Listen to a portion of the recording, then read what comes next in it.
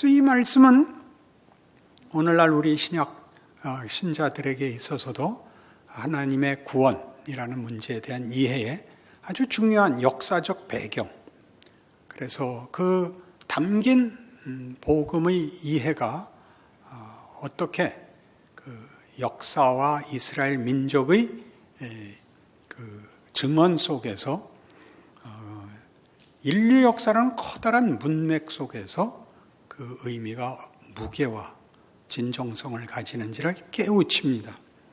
로마서 10장으로 가시면 바로 이 본문을 로마서는 이렇게 인용함으로써 신약 성도들에게 가지고 있는 신앙과 받은 구원에 대한 이해를 새삼스럽게 일깨웁니다. 10장 9절, 네가 만일 내 입으로 예수를 주로 시인하며 또 하나님께서 그를 죽은 자 가운데서 살리신 것을 내 마음에 믿으면 구원을 받으리라. 사람이 마음으로 믿어 의에 이르고 입으로 시인하여 구원에 이르느니라. 성경이 이르되 누구든지 그를 믿는 자는 부끄러움을 당하지 아니하리라 하니 유대인이나 헬라인이나 차별이 없음이라. 한 분이신 주께서 모든 사람의 주가 되사 그를 부르는 모든 사람에게 부여하시도다. 누구든지 주의 이름을 부르는 자는 구원을 받으리라. 여긴 마음껏 열어놓은 겁니다. 예수를 믿기만 하면, 그를 부르기만 하면 구원을 얻는다. 그러니까 이런 식으로 좁히는 것은 이 성경이 증언하려는 의도와 다릅니다. 믿으면 되고 안 믿으면 안 되는 그런 제한 조건으로 제시되어 있지 않고 우리가 아는 어떤 경우나 방법보다도 훨씬 열려있는 무한대로 허락된 은혜를 강조하기 위해서 누구든지 예수를 믿으면이 여기서는 가장 쉬운 방법으로 소개되고 있는 겁니다. 그를 시인하면 또 가장 쉬운 방법으로 소개되고 있는 것입니다. 그래서 이 복음에 관한 이해는 오고 오는 교회사 내내 조건이 되고 차별의 기준이 됩니다. 나는 믿었고 넌 안 믿었다. 나는 잘 믿고 넌 잘 못 믿는다. 라는 식으로 기독교인들의 신앙을 점검하고 신앙인이라는 정체성을 확인하는데 굉장히 부정적이고 소극적인 방법론이 되고 말았습니다. 이제 이 이사야에서 선언된 이 말씀이 가지는 역사적 배경을 보면 그것은 저들이 이스라엘 백성들이 잘못하고 벌받아 마땅하고 자초한 멸망 속에 하나님이 등장하여 창조같이 없는 데서 무엇을 만드는 것 같이 이스라엘이 다 망쳐놓은, 다 실패한 것을 하나님이 뒤집겠다고 말하는 것이 구원이라는 사실, 그것이 복음이라는 사실을 일깨워야 합니다. 그것이 왜 중요하냐면 이제 나중에 오늘 이사야 52장을 가지고 찾아갈 신자의 정체성이 가지는 적극성을 위해서 이 기초가 매우 중요하기 때문입니다. 누구든지 주의 이름을 부르는 자는 구원을 받으리라 하고 끝나지 않습니다. 그런즉 그들이 믿지 아니하는 일을 어찌 부르리요, 듣지도 못한 일을 어찌 믿으리요, 전파하는 자가 없이 어찌 들으리요, 보내심을 받지 아니하였으면 어찌 전파하리요. 기록된 바 아름답도다 좋은 소식을 전하는 자들의 발이요 함과 같으니라. 이게 오늘 52장 이사야 52장 7절의 인용입니다. 보내심을 받지 아니하였으면 어찌 전파하리요. 누가 보냈다는 거죠. 그러니까 구원은 철저히 외부에서 오는 겁니다. 우리 안에 깨우침이 아니고 우리 안에서 일어난 어떤 확인이 아니고 어떤 노력의 결실이 아니고 소원의 결과도 아니고 밖에서부터 오는 겁니다. 누가 전해준 것을 믿는 겁니다. 그 전해준 자는 보냄을 받은 겁니다. 보내신 자가 있다 이런 말입니다. 보내신 자가 있다.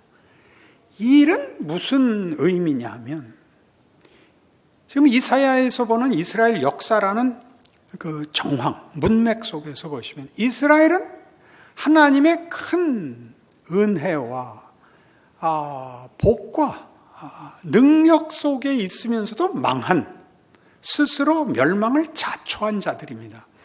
그러니까 인류 역사, 인류 모든 인종 중에 제일 나쁜 놈이죠. 그러니까 우린 좀 낫죠. 이스라엘에 비하면 성경이 증언하려는 건 그겁니다. 최고의 혜택을 받고도 망한, 그 망한 조건에 하나님이 구원을 베풀었다라는 것이 핵심적 본문입니다. 그러니 그건 본인들이 노력한 것도 아니요, 만든 것도 아니요, 최소한 빌거나 소원한 것도 아닌 것이다, 그 얘기입니다. 왜 중요하냐? 거기서도 하나님 일하고 계셨다 이겁니다. 우리가 보는 자책하는 우리의 과거, 한심한 현실, 그리고 돌아가는 세상을 납득할 수 없는 이 불안, 위기, 이 위협, 이런 것들만 현실이 아니고 하나님 일하고 계시는 시간이요, 경우라고 얘기를 하는 것입니다. 우리 로마서 할 때 많이 인용했던 구절이고 로마서를 이해하는 데 가장 중요했던 구절인 로마서 5장 8절, 우리가 아직 죄인 되었을 때 그리스도께서 우리를 위하여 죽으심으로 하나님께서 우리에 대한 자기의 사랑을 확증하셨느니라. 그러니까 구원은 언제 허락이 되냐면 우리가 빌기 전에, 깨닫기 전에, 소원하기 전에, 알지 못했던 때 구원이 주어집니다. 예수는 그때 보내지고 그때 죽습니다. 2000년도 더 전에 일어난 일입니다. 이 문제의 가장 소중한 내용은 네가 모를 때, 네가 빌지 않았을 때도 하나님은 하나님으로서 일하고 계셨다. 혼자만 일한 게 아니라 그 모든 일함은 너를 위한 것이었다. 그렇게 증언하는 것이죠. 별로 감동이 없으신데 4장 25절을 보십시오. 예수는 우리가 범죄한 것 때문에 내줌이 되고 또한 우리를 의롭다 하시기 위하여 살아나셨느니라. 우리가 합의하지 않았을 때, 요청하지 않았을 때, 간구하지 않았을 때 예수는 오시고 죽음에 내어줌이 되고 그리고 부활하십니다. 하나님 일하고 계십니다. 일하고 계셨고 일하고 계시고 일하셔서 그의 창조를, 그의 기쁘신 뜻을 완성하시고 승리하실 것입니다. 당신의 오르심을 당신 혼자 승리하여 자축하는 것이 아니라 목적한 창조를 완성함으로써 찬송을 받으실 것입니다. 그는 일하고 계십니다. 이 부분을 성도들이 자꾸 놓칩니다. 뭘로 좁혔다고요? 나는 믿었고 너는 안 믿었다라는 정체성, 가장 가난한 기준에서 자기를 확인합니다. 긍정적인 정체성에 대한 확인을 할 수가 없게 만들었죠, 스스로. 그러니 잘못하는 것 비난하고 못난 사람 정죄하는 것 외에는 긍정적인 신자된 정체성을 발휘하는 것은 없죠. 하나님이 일하신다. 내가 몰랐을 때도 일하셨다. 그럼 알았을 때는 어떻게 할 것인가? 이게 이사야의 중요한 내용이 되는 것이죠. 우리는 이사야에서 나타나는 이스라엘의 현실, 국가적, 민족적, 역사적 현실을 보고 있습니다. 저들이 어떤 혜택 속에서 어떤 못난 결정을 하여 어떤 자리에까지 갔는가? 이스라엘의 역사며 따지고 보면 인류 역사이죠. 역사의 실패가 반복적으로 드러나는 것은 도대체 무슨 이유 때문에 그럴까요? 하나님이 인간에게 자유를 주셨기 때문입니다. 아주 중요한 부분입니다. 하나님이 인간에게 자유를 주셔서 자신들의 존재와 생애와 기회와 운명을 선택하게 하십니다. 그래서 반복적으로 우리의 선택이 잘못된 것임이 결과되고 확인됩니다. 하나님이 그 일을 하시죠. 그럼 어차피 구원을 베푸시고 하나님께서 승리하실 하나님의 목적이 취소되지 않는 상황에서 이 실패는 무슨 의미가 있습니까? 그러니 우리에게 다시 돌아와 성경이 하는 얘기가 이거죠. 그 실패를 하나님에게 돌리지 말고 이사야에서도 매번 나오죠. 이스라엘은, 야곱은 말하기를 하나님이 내 기도를 들어주시지 않았다. 우리의 고난을 외면하고 계신다. 그딴 소리 하지 마라. 그건 너희가 한 거다. 너희의 선택이다. 그러면 이제 어떻게 할 것인가? 하나님은 너희를 버리지 않을 것이고 너희는 실패했다. 이제 어떻게 할 것인가? 우리의 반문은 당연합니다. 결국 이기실 싸움이라면, 주실 승리라면 무엇 때문에 자유를 주셔서 이 고생을 시킵니까? 이 못난 짓을 감수케 하십니까? 거기에 묻죠. 너희가 선택한 것, 너희의 만족, 너희의 소원, 너희가 한 결정이 만들어낸 것이 무엇인가 보라. 고통뿐이다 이겁니다.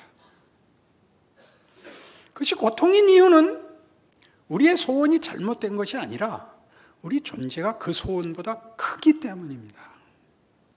우리가 잘 아는 평화, 우리가 잘 아는 승리 갖고는 인간은 만족스럽지가 않습니다. 그것으로 인간된 존재, 그 정체성이 만족되지 않아서 가졌는데, 이겼는데도 시비를 거는, 원망하는, 분노하는 존재인 것이 역사의 증언입니다. 왜 그 정도 지위에서 그 미친 짓을 했을까? 이게 역사에 반복되는 거죠. 모든 권력을 쥔 통치자들이 자기네들이 가진 것으로 잘한 사람이 거의 없습니다. 모두가 못난 짓을 했죠. 폭력화하고 남을 못 살게 굴고, 남은 모든 역사적 유적들은 그 통치자가 얼마나 폭군이었나를 증명하는 거죠. 모두를 불러 그 노역을 시켰죠. 피라미드가 그러고 진시 황제의 작품이 만리장성이든 황궁이든 자기 무덤이든 그 얼마나 많은 사람이 가서 고생을 했습니까? 유방도 그 일하러 가는데 날짜 틀려서 죽게 돼서 할 수 없이 모반을 하게 된 거 아닙니까? 인류 역사의 이 증언이 우리에게 무엇을 가르치죠? 그러니 네 소원 가지고 할 수 있는 것을 네가 불만이요. 또 네 소원을 이룬 것을 가지고도 네 영혼이 만족지 못하고 고통스럽다면 이제 다시 묻자. 그 승리와 타협할래? 그 고통에 굴복할래? 승리를 해봤자 허망하고 고통밖에 오는 게 없고 고독을 풀 길이 없다. 그럼 죽는 수밖에 없는 겁니다. 그러면 타협하고 겉으로 인생 까짓고 한 7, 80 사는 거 한바탕 놀아보자 하고 미친 놈으로 살래? 아니면 살아봤자 미친 지신이 죽어버릴래? 그것 갖고는 인생이 억울하다. 인생은 것보다 가치가 있다. 그러면 이제 묻는다. 이 고통, 이 허망함 앞에서 내 존재 가치를 무엇으로 채워야 이 고통과 이 허망함을 넘어설 수 있을 것 같아? 거기 하나님이 들어오시는 겁니다. 나 없이는 할 수 없다. 그게 직면하는 거죠. 고난이 하는 일이죠.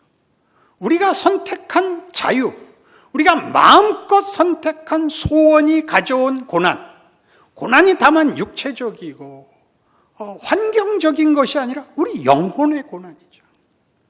다들 날 부러워하는데 난 왜 평안치 않은가? 이거죠. 난 잘났는데 왜 아무에게도 반갑지 않은가? 왜 우리는 둘만 만나면 싸우는가? 왜 눈은 두 개인가? 우리의 불만입니다. 이걸 해결하지 못하면 우리는 기독교인이라는 말이 갖는 의미를, 그리고 현실을 살아낼 수가 없습니다. 끊임없이 무엇만 요구하게 되죠? 평안을 요구합니다. 그 평안이 다 뭐죠? 평안을 해치는 자를 다 제거해야 됩니다. 다 제거. 일단 자동차부터 없애야 됩니다. 길도 없애야 되고, 그리고 운전자도 없애야 됩니다. 그러니까 불교가 제대로 가고 있는 거죠. 빨리 죽어라. 네가 죽어야 온 세상에 평화가 온다. 정직한 답입니다. 하나님이 없으면 인간은 무로 돌아가는 것 외에 다른 답이 없습니다. 여러분 잘해보셔서 아실 겁니다. 공부도 잘해보시고 인생도 열심히 살아보셨을 겁니다. 열심히 살면 짜증도 열심히 납니다. 열심으로는 답이 안 옵니다. 우리 인생에 걸려있는 어떤 갈증, 어떤 소망은 필설로 설명할 수 없는 어떤 것입니다. 하나님의 창조물이라는 정체성입니다. 그걸 해결하지 않고는 우리는 여기에 대하여 답을 할 수가 없죠. 하나님이 일을 하셔서 우리가 이제 돌아와 인생 별거 아니다. 인간이란 존재는 세상의 것으로 만족시킬 수 없는 존재다. 현실은 매일 속이고 매일 타협하고 살 수만은 없다. 결국 이겨내야 된다. 라는 것으로 여러분의 예수 믿는 신앙을 내용으로 채우지 않으면, 그러면 매일의 현실에서 우리는 대부분 외면하고 타협하고 넘어가는 것에 불과합니다.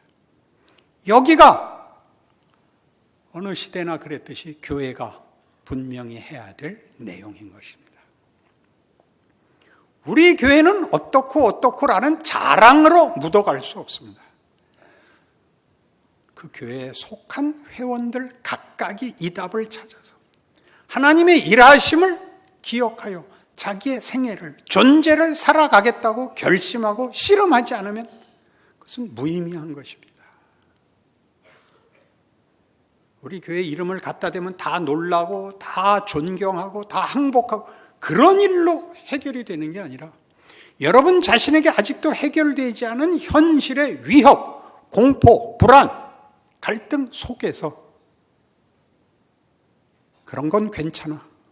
난 질 수 있어. 난 고통스러워도 좋아. 라고 얘기할 수 있어야 됩니다. 그것이 오늘 성경이 요구하는 거죠. 본문으로 돌아오시면 52장 1절이 이것이었습니다. 시온이여 깰지어다 네 힘을 입을지어다. 거룩한 성 예루살렘이여 네 아름다운 옷을 입을지어다. 이 깰지어다는 바로 옆에 51장 9절에 이렇게 나왔었던 것입니다. 여호와의 팔이여 깨소서 능력을 베푸소서. 옛날 옛시대에 깨신 것 같이 하소서. 라합을 점이시고 용을 찌르시니가 어찌 주가 아니시며 바다를 넓고 깊은 물을 말리시고 바다 깊은 곳에 길을 내어 구속받은 자들을 건너게 하시니가 어찌 주가 아니시니까. 여호와께 구속받은 자들이 돌아와 노래하며 시온으로 돌아오니 영원한 기쁨이 그들의 머리 위에 있고 슬픔과 탄식이 달아나리이다. 이것은 출애굽 사건을 인용하여 지금 바벨론 포로 속에서 꺼내놓는 신앙 고백입니다. 50장에서부터야 비로소 하나님의 이 일하심 속에서 이스라엘의 실패와 심판과 포로와 하나님의 구원과 꾸중과 위로 속에서 이 답이 나오기 시작을 합니다. 50장에 가보실까요? 50장 4절. 주 여호와께서 학자들의 혀를 내게 주사 나로 곤고한 자를 말로 어떻게 도와줄 줄 알게 하시고 아침마다 깨우치시되 나의 귀를 깨우치사 학자들같이 알아듣게 하시도다. 주 여호와께서 나의 귀를 여셨으므로 내가 거역하지도 아니하며 뒤로 물러가지도 아니하며 나를 때리는 자들에게 내 등을 맡기며 나의 수염을 뽑는 자들에게 나의 뺨을 맡기며 모욕과 침뱉음을 당하여도 내 얼굴을 가리지 아니하였느니라. 이렇게 든든해지는 겁니다. 예수를 믿으면, 믿음이 좋으면 모두에게 환영을 받고 좋은 조건 속에서 있고 지위를 갖는 것이 아니라 동일한 고난 속에서, 어떤 고난? 인류가 끊임없이 반복하여 하는 결정들, 하나님 없는 곳에서 찾는 복, 승리, 그것 때문에 일어나는 갈등, 원망, 보복, 폭력 속에서, 그 환경, 그 현실 속에서 하나님의 일하심을 믿고 하나님이 만드시는 구원을 나에게 이룬 자로서 외적 환경과 도전에 대해서는 흔들리지 않는 자로 고난을 감수하며 고난 속에 서며 고난 속에 있는 자들을 찾아가는 하나님의 손길이 되기로 하는 것입니다.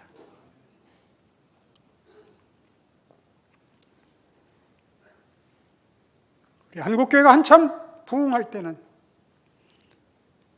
찬송도 기쁘고 간증도 감동적이고 전도하면 매일 결신자들이 생기고 방언이 터지고 기도하면 병이 낫고 그랬습니다. 하나님의 일하심입니다. 똑같이 여러분 병원에 가서 못 고칠 병 고치고 친구가 반가워하고 하면 우리에게 모든 문제 해결이 아니라 스스로가 실력과 위대함과 가치와 정체성을 가져야만 되는 것 같이 이제 한국교회는 내용에서 실력에서 자기 이해에서 하나님의 일하심에 대해서 실력 있는 정체성을 요구하고 있습니다. 위기가 아닙니다. 당연히 와야 할 때 온 것입니다. 거기 서셔야죠. 여러분이 옛날에 노방전도하며 모르는 사람에게 예수 믿으세요라고 전도지를 나누었던 그 배짱, 그 각오, 그 열심, 그 감격이 여러분 자체 내에서 여러분이라는 존재와 여러분 각각에게만 있는 각 개인의 인생살이에서 져야 하는 짐, 그 시대와 사회에 묶인 자리에서의 책임 여러분이 하는 거죠. 성경이 요구하는 것입니다. 하나님은 당신이 하나님이신 것을 그 아들을 보내어 우리 손에 모욕당하고 죽는 자리로 당신의 하나님임을 증명하셨습니다. 이 하나님이야말로 우리를 감동시키는 것 아닙니까? 말 안 들으면 죽이고 눈 밖에 나면 내치고 보복하시고 분노하시고 심판하시는 하나님이 아니라 그의 영광을 우리와 나누시며 그의 오르심을 우리를 위하여 쓰시는 예수로 말미암는 구원은 하나님의 의 아닙니까? 기독교 신앙이 여러분에게 요구하는 것이 무엇인지 생각하십시오. 그래서 빌립보 4장에 오면 사도 바울은 이렇게 놀라운 증언을 남깁니다. 빌립보 4장 4절 주 안에서 항상 기뻐하라. 내가 다시 말하노니 기뻐하라. 너희 관용을 모든 사람에게 알게 하라. 주께서 가까우시니라. 아무것도 염려하지 말고 다만 모든 일에 기도와 간구로 너희 구할 것을 감사함으로 하나님께 아뢰라. 그리하면 모든 지각에 뛰어난 하나님의 평강이 그리스도 예수 안에서 너희 마음과 생각을 지키시리라. 관용, 기독교 신앙의 최고의 경지, 관용. 왜요? 넉넉한 자만, 가진 자만 베풀 수 있습니다. 가지지 못하면 남의 것을, 자기 필요를 남에게서 뺏어와야 됩니다. 십계명이 그거라 그랬죠. 도둑질하지 마라. 살인하지 마라. 왜요? 내 필요를 이웃에게서 뺏어와갖고 채울 필요 없다. 내 필요는 나로부터 나간다. 나로 충분하다. 십계명이었다 그랬습니다. 똑같이 얘기하죠. 여러분의 생애, 여러분의 신앙과 여러분의 만족과 감사를 만들어내는 건 하나님으로 충분하고 남습니다. 우리 시대의 어려움은 멋있을 수 있는 기회입니다. 그리고 하나님이 당신의 영광과 당신의 승리를 만들어내는 하나님의 방법입니다. 은혜의 방법. 뭐가 불만이십니까? 양보하고 지는 것보다 멋있는 더 큰 실력이 어디 있습니까? 이게 기독교인의 현실입니다. 기회입니다. 왜 마다하겠습니까? 그래서 이게 그 다음 어디로 넘어가나 보십시오. 8절 끝으로 형제들아 무엇에든지 참되며 무엇에든지 경건하며 무엇에든지 오르며 무엇에든지 정결하며 무엇에든지 사랑받을 만하며 무엇에든지 칭찬받을 만하며 무슨 덕이 있든지 무슨 기림이 있든지 이것들을 생각하라. 문제를 해결하는 얘기는 하나도 없습니다. 모든 경우에 너희는 성도다워라 이렇게 되어 있습니다. 너희는 내게 배우고 받고 들은 바를 행하라. 그리하면 평강의 하나님이 너희와 함께 계시리라. 이 너희는에다 여러분 이름을 써놓으십시오. 나는 물론 박영선 목사입니다. 그러나 다음번 성경을 사거든 너희는에다가 친구 이름 쓰시고 나는에게다 여러분 이름 쓰십시오. 그게 여러분의 생애가 돼야 됩니다. 여러분, 내게 배우고 받고 들은 바를 행하십시오. 그게 교회사 내내 인류에게 주어지는 하나님의 임재입니다. 격려고 복입니다. 여러분의 인생이 그렇습니다. 너희는 내게 배우고 받고 듣고 들은 바를 행하라. 그렇게 말하는 존재로 서 있다는 사실을 기억하여 여러분의 현실을 사십시오. 각자의 인생을 사십시오. 하나님이 여러분 개인을 통하여 하시는 기적과 명예를 보시는 실력 있고 위대한 인생을 살아내시기를 바랍니다.